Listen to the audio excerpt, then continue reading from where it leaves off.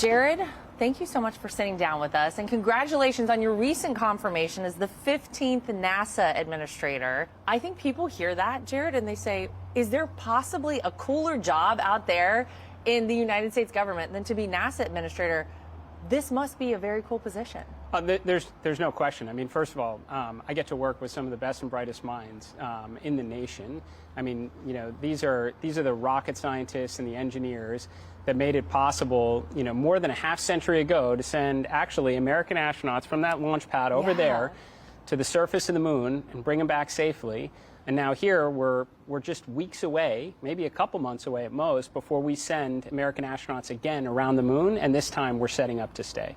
So what is it that you're most excited about in this role? I mean, obviously, to be able to say we are putting Americans back on the moon, we're sending people back up into space in the way that NASA obviously has done in the past. Well, what I'm excited about right now is that the President of the United States has given us a national space policy that's probably the most ambitious and exciting policy we've had since the Kennedy era. So not just setting up America to return to the moon, but to build the infrastructure there, to build a moon base so that our astronauts can stay and pursue the scientific and economic opportunities on the lunar surface.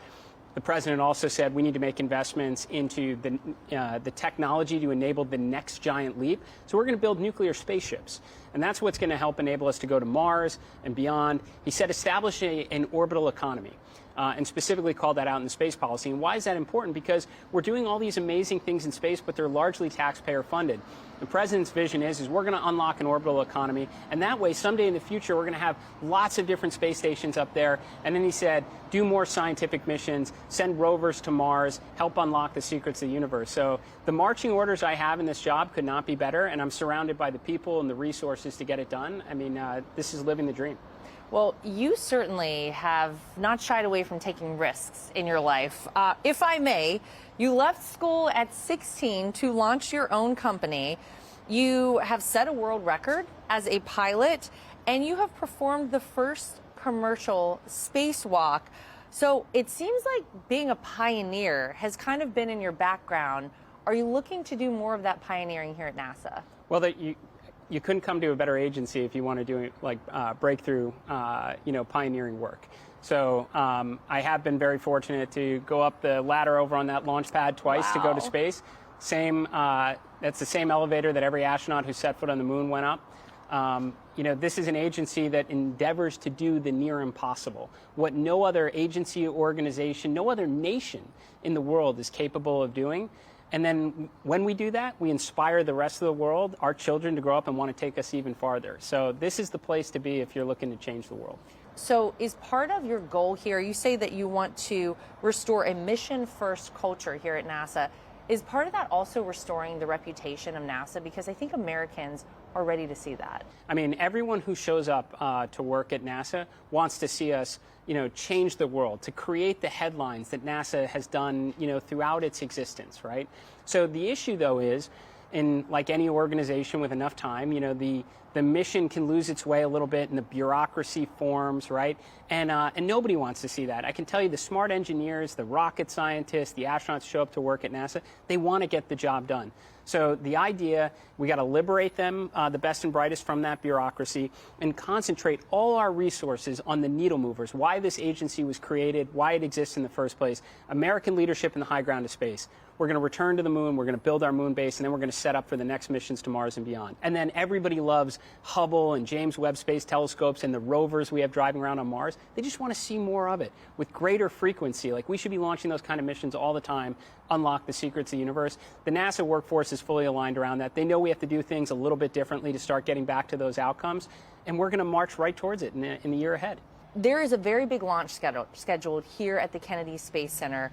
Artemis 2, which will be the first mission to carry humans towards the moon since the Apollo missions ended in 1972.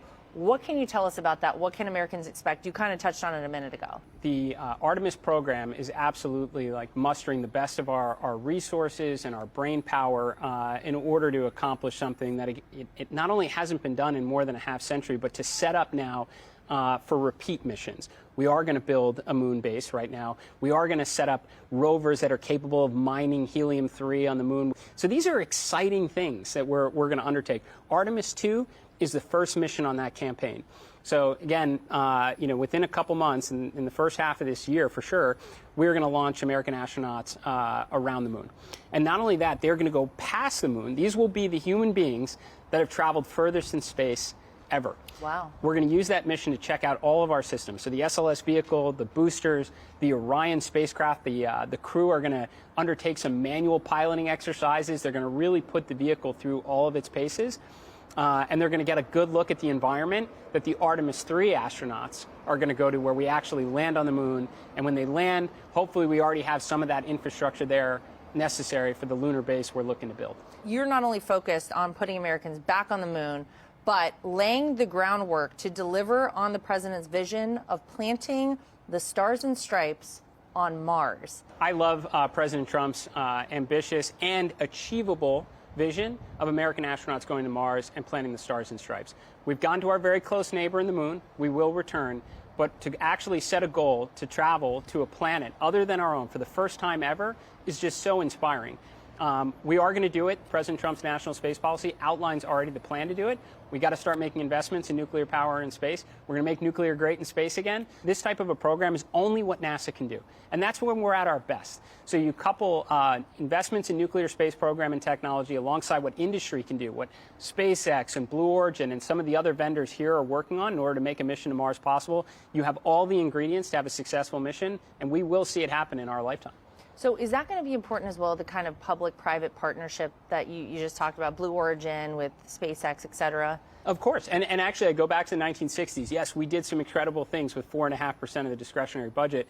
The president is committed to getting our deficit under control, reducing the national debt, which means we need to get more creative on how we achieve these extraordinary things in space. What's better than you have, some of the wealthiest people in the world, they're investing substantial amounts of their resources into capabilities vital for our national security and help us achieve things really for not just for the good of America, but for all humankind.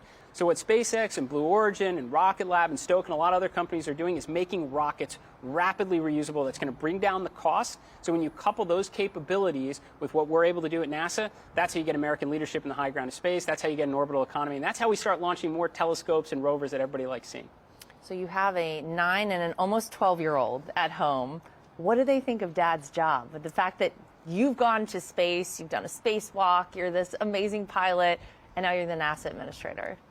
I'd love to tell you that my kids are totally enamored with space and want to grow up to be astronauts or pilots right now I've got them at least on the course to consider being engineers. Okay. But I think because they grew up around this environment, it's not as cool as I would have thought it would have been as a kid. But we're taking steps in the right direction, and I think whether it's my kids or your kids, when our children see astronauts walking on the moon again, that's how you get a lot of children in this country to want to grow up and be engineers and scientists and contribute to what I think is the greatest adventure in human history. Hey, Sean Hannity here. Hey, click here to subscribe to Fox News YouTube page and catch our hottest interviews and most compelling analysis. You will not get it anywhere else.